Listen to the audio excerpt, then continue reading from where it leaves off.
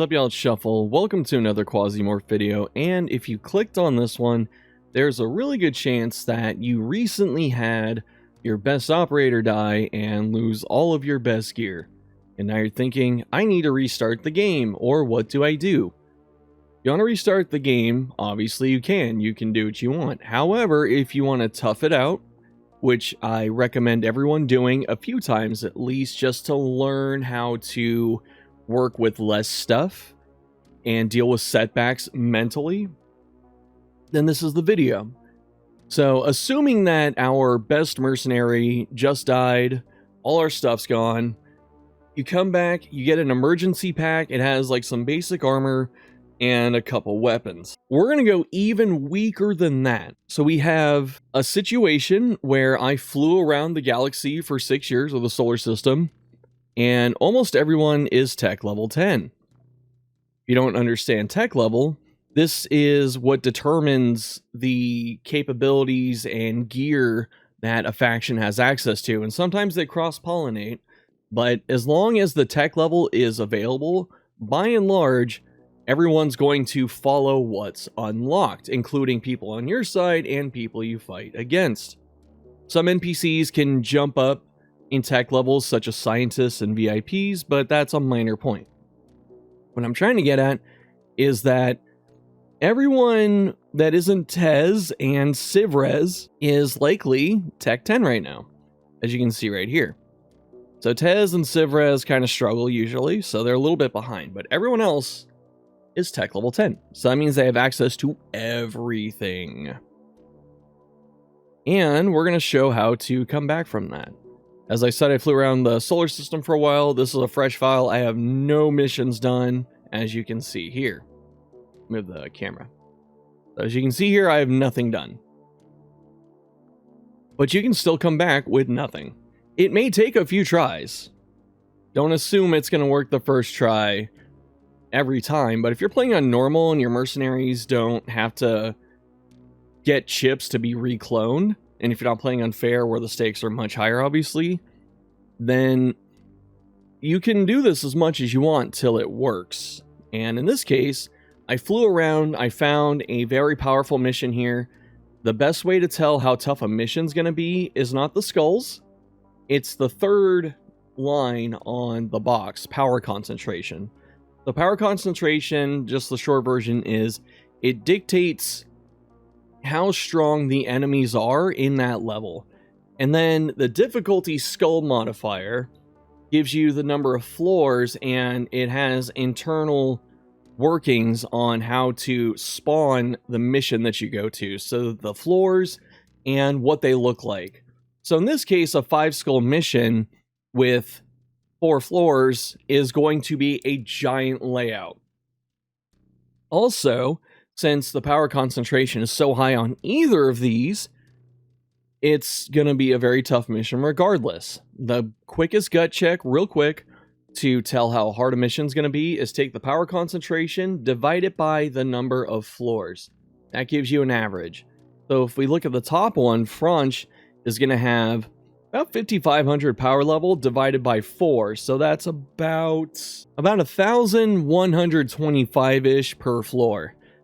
The Ancom version at the bottom is over 2,000 power per floor, meaning lots of guys, lots of powerful guys. Let's try that. We're going to flip to get to that. And as I said, when you play on normal, you are given the keys to the kingdom in terms of surviving and coming back. Her name is Isabella.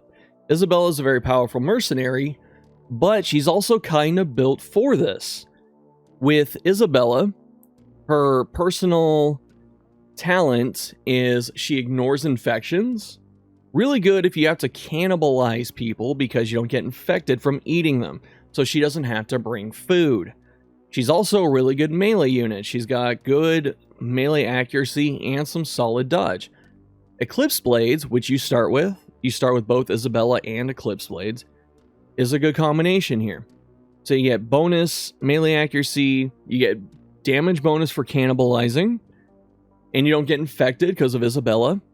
If you inflict a wound with a melee weapon, you get you have a chance of getting your AP back, meaning you can keep inflicting wounds and actually just keep ganking someone. This is pretty important because that's how you can take down things with a lot of HP and punch up, so to speak. You also have Berserk Gang, which is really good if you get lit up because it gives you regeneration and pain regeneration. So life, and it lowers your pain. Pain stun locks you if it gets past your threshold. And my stream file that I've been playing last week, or over the weekend, this perk actually saved my life in one of the missions because I got lit up with Isabella and I had 8 life after a couple turns. The 8 life was from the regen, and I got under my pain threshold very quickly. So it's a very good one to have. And then finally, well, actually, no, we have 2 more. So athletics, sprint affects accuracy. Like every time you sprint, if you're in running mode, you do take an accuracy penalty, but athletics makes it so it's much, much, much lower and a little more manageable. So you can run and actually shoot and stab people. And then you just get flat dodge chance, plus 10%. Great. And these all level up, except for your talent. So these all go to level 4 or 5, I believe, and these will get much higher. We have Isabel, Eclipse Blades. I have nothing on me. Okay, we just have the claw knife. I just took it out of the starter stash. I don't have anything else. I'm not going to take food. I'm not going to take anything. And we're going to see how to come back. An easy mission type to take would be control. Because if you take a control mission, you get allies, and the enemies don't spawn until you reach the objective. But I'm just picking a mission that just has a lot of high power con. And apparently the floor's been cleared of infiltration already. But we're going to take it slow and hopefully make it out of here. So you don't always want to run around in stealth, especially if there's Quasimorphosis on the planet. But you also don't want to dilly-dally either. There's a good chance we're going to die to the Quasis. But again, I'm showing you a very extreme example to illustrate my point. Because if, I can do this on a super maxed out mission, you have a very good chance of being able to do this at the start of the game on a much easier mission, or on control, as I said before. So there's a lot of guys in there. And now we got to figure out how we can get a kill, because that's all you really need at this situation, is to get a kill or 2 and just loot them, and then you're good to go. There's fighting inside of there right now. Most likely someone became a Quasimorph. They're you can hear the shots in there, the quasi gauge is going up. This is indicating that people are dying. Because this goes up gradually by a couple points, like 1 or 2 points a turn. But if it's spiking by 10, 12 at a time, that means people are dying, because it's about 10 per kill. So you see here, it's going up, goes up 1 or 2 or -1. And then spiked by 10, so someone died right there. And now, I'm going to use an AP to stab the door. Actually, no, I can't, so. Actually, also fire mode, we're going to swap to our triple strike. This gives us a better chance of proccing our... What is it? Our wounding modifier. I'm going to make a bigger tips video later, but we don't open a door on our final AP, so we're going to pass that. A lot of lag there, so some turns are processing. We'll open this. It's all turrets. This is about the worst case scenario. But as you can see, these dudes are stacked. Some of them have just, tier 4 armor so far, but there's a nice backpack. This armor is really good. It's got all physical resist. That's the left 3. And this guy's got a melee weapon. Our chances are pretty good. He takes about half damage from Pierce, which is what our sword or our dagger is. But he only has 65 max HP. NPCs don't tend to have as much health as your characters. So the turrets only have a 5-tile range. And they do have a couple guns and a couple melee. It would be nice if I can pull out a melee guy right away. So let us take a look-see. I'm going to walk back. on the diagonal. And I'm going to hope someone sees me, but I don't think they do.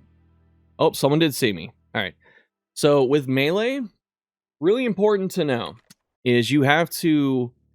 I mean, you should do this in general with guns, but you should be counting someone's AP and just knowing that they have the same rules that you do. They can move or shoot. This person right here, melee weapon, kind of junky gear, but they have 2 AP, so I can move up here, and they'll be right there. And then I can stab them. And there's a moon quasi, but I can also move away. So I'm going to go into run here and hope that someone else goes after the quasi. The thing too is don't be afraid to play like a rat. So this person sees me. They have a gun? They do. So they have a gun. Got lucky we dodged right there. But someone, they heard it, right? Because this dude's alert now. So this guy should come out and shoot them. And maybe they will be able to help us as well. I'm going to go back into walking here. Yeah. Walk. Walk. They have explosive ammo. So that's even more dangerous for us. And because of that, I'm going to open the door and actually chill in the door for right now. Wow. Yeah. Going into stealth, so I can see the silhouette. That person probably died. Yeah. But there's a dead person over there with a gun. And we did this with just our... Oh, there's the gun they had. But you see, we didn't have to... We killed one person, made a quasi, and the quasi did some work for us. And so right here, now I can pick up the gear. And if I need to, I can use this little baton, because some of them have pierce res, but they also have the other res too, blunt. But I have a random gun here that I picked up. I could use it right now. I may use it to shoot the door or something to pull someone out, but otherwise, I'm not even going to go too crazy with it. And I'm thinking here, just looking at my situation, since they have explosive rounds, it's going to make my life a little bit harder. So I'm going to probably use the shipping crate because it's got 2 tiles. But if I use the shipping crate or the ship itself, would be pretty good. I have to try and bait them into getting close enough where I can run around and shank them and then get more gear. So it's either that or I mess with this door, but the door against explosive ammo doesn't look like a fun time. Oh, but also, since I have a knife equipped, I can dismember them and I can eat. So you get Quasimorph is doing this. I'm not going to eat yet, but because we have Isabella with the ignoring infection, that's something we can do. So with that in mind, let us see. I will use the gun just to shoot the door. And I'll actually run away. Let me pass a turn right quick, okay? Alright,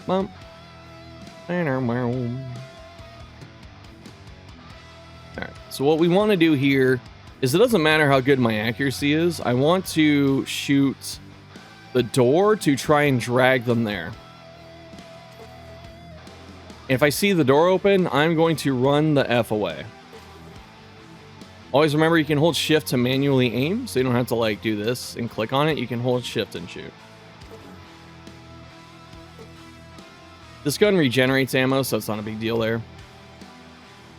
But now I'm going to see if anyone comes. Sometimes they don't, and that's annoying. If they didn't have explosive rounds, this would be a little bit different, but they do have explosives. I guess you can reload this manually. Alright. But it doesn't run out, which is pretty cool. Now, the big issue is I could run up here, and they're, like, right at the door. Sometimes they do that, but it doesn't seem like it. There they are. All right. They're not moving. Those are the turrets, by the way. Let's see. Chopping down the door. There's that turret. Oh, everyone in here is dead, I think. Except this guy. So I don't know what killed all of them. Someone might have popped in Ecolapse and then became a Quasi. But that would explain things right now.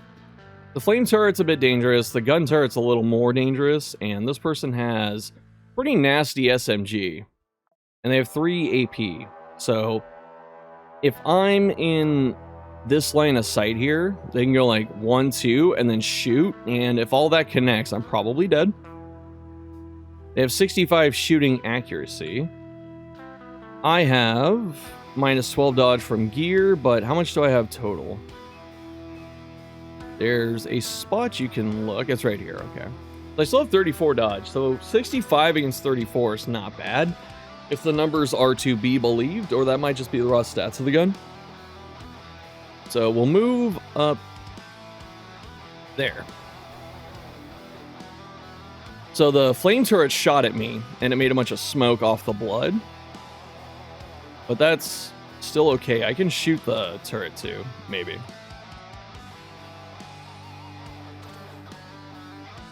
Can't really tell what I'm hitting.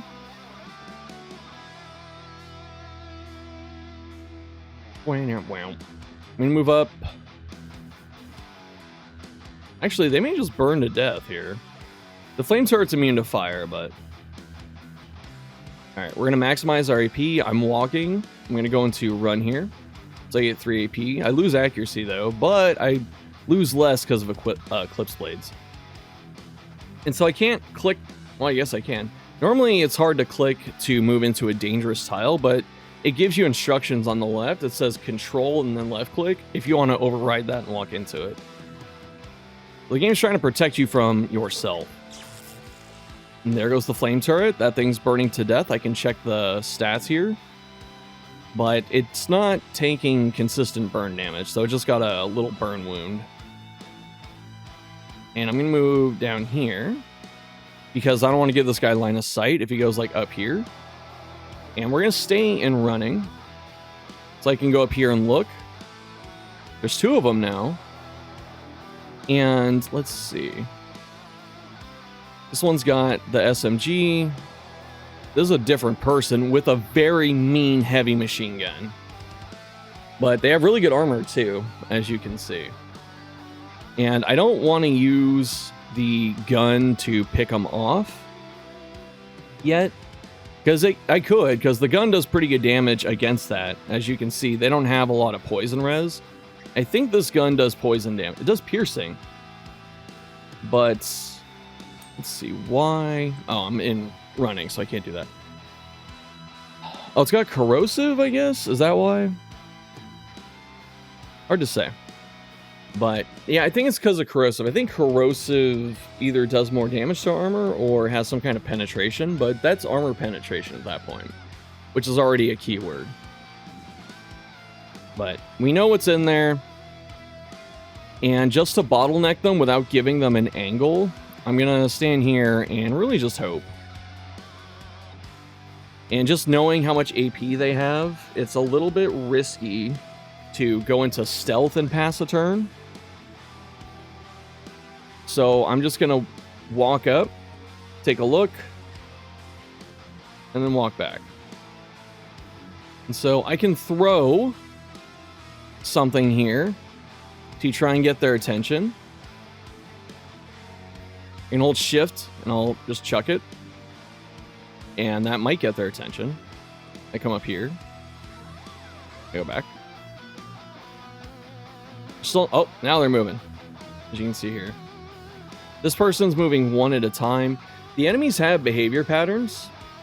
So let me go back into walk here. I'll look. As you can see, they have all their stats here. But if you click here, they're moving. But they're not investigating. So they don't really know I'm here. But the enemies do have behavior, like they will go and investigate, as you can see here. So you can treat the enemies as real people, theoretically, because they actually behave like rational humans would. They go on patrols, they'll defend positions, they'll attack and be aggressive, but then they have other things like investigating. So if they hear a sound or see a corpse, their behavior will change to investigating, and they start looking around to see where the sound came from or who killed the person. And so we can take that to our advantage. But right now this person's just moving, and so my goal here is to have them turn the corner and then gank them, hopefully. 1, 2, and I gotta hope that since they don't see me, they're not attacking yet. They may move here, and they still may shoot me. Let's see. Walk up. Not in there. Okay, there they are. All right, we're gonna go into run right now, so I can go in there.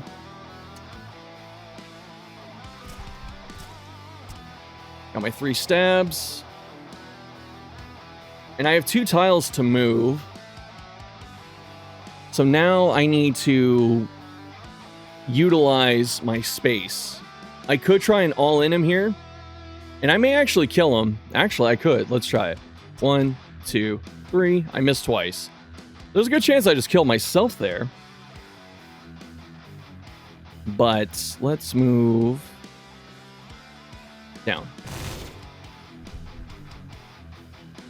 Got enough dodge. Did I give him a wound? I did. Okay. So I injured him twice, which is really good. So he's taking damage per AP, he has less dodge, and he's taking damage if he moves. And then this one up here gave him a ton of scatter. So if he shoots, it's going to go everywhere. Scatter and accuracy are not the same thing, though. But we made a video on that, too. Alright, since he's there, I could actually just chuck the knife here and try and hit him with it, because it may kill him. There's a good chance it does, but he also has a bunch of wounds he's going to succumb to. So let's see, 1, 2, and then 3 there.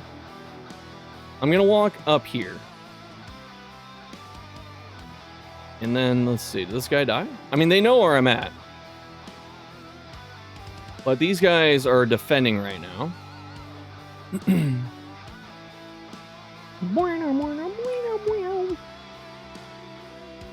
So I gotta decide where I'm going here. 1, 2. Say, oh, he turned into a Quasi. The Quasis are nice and helpful, but they're not, like, you don't need to rely on them. Like I said, this is an extreme example. If you go to Mars and you haven't, like, if you go to Mars, there are no Quasis at the start of the game. So you don't have to worry about them. So if you want to do this on Mars, you don't have to rely on the Quasis. But we're going to just look and see how that guy does. He's dead, of course. 1, 2. Looks like there are more Quasis because they're shooting at stuff. Yeah, so this guy just shot his Jeff Hammer, so combat log very helpful. And he hit Morgania Sporifera, which I'm pretty sure is a Quasi on this planet. So one of the demons. And we have a very high Quasi gauge here. So that's what I'm saying. I'm not going to make it out of this mission, but it's a fun exercise to show you what's possible. And then I'm just going to sit up here so I can take a look. Died to poison. There's another Quasi. These are going to be hard for me to kill. So my example here may not work after a time. I'm going to hope the Quasis either die or go somewhere else. Yeah, that one's getting messed up. I'm going to go into run. This one's dying. It might have a wound, too, that kills it. Yeah. 2, 3. Alright. Let me see. So I'm going to go into run so I can peep the door. That one died. They blew out the wall. Holy crap. This one has a gun. Oh, it's a plant, too. I don't think these move. They're immobile. So this is going to be a bit of a toughie. But let's see. This does poison damage. It shoots 1 shot, but it does get 2 attacks. So if this thing hits me, there is a high likelihood I drop dead. But also, looking at the effective range, it's 5. I don't think there's any cover left on this thing. But 1, 2, 3, 4, 5 hits me here.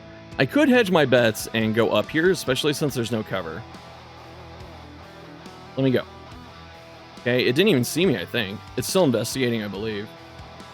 Good to know the behavior, right? And then there it is.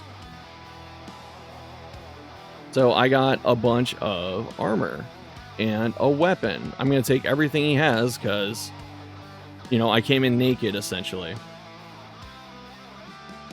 Let's see. These pants are slightly better. It's got 1 more resist, so I'll take the black pants. Then here, oh, it's the thing I threw. Alright. But now, even though Izzy's not super good with a gun, I have a gun. And it didn't see me there, so I'm actually going to wait an extra turn. And then I'm going to unload on it. It's also suppressed. Hopefully it doesn't shoot me.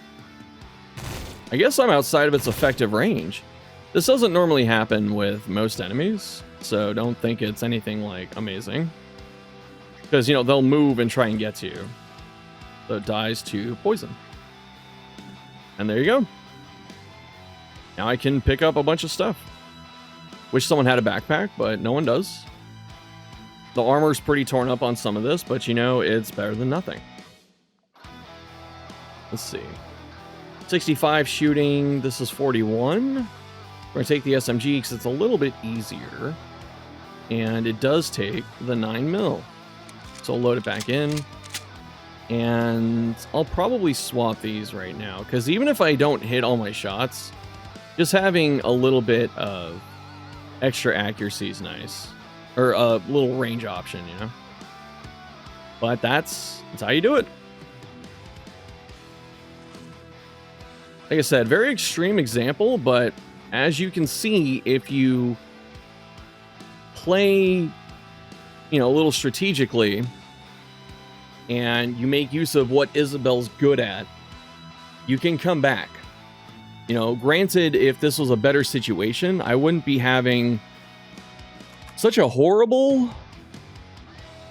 you know, first level here where it's Tech 10 and everything.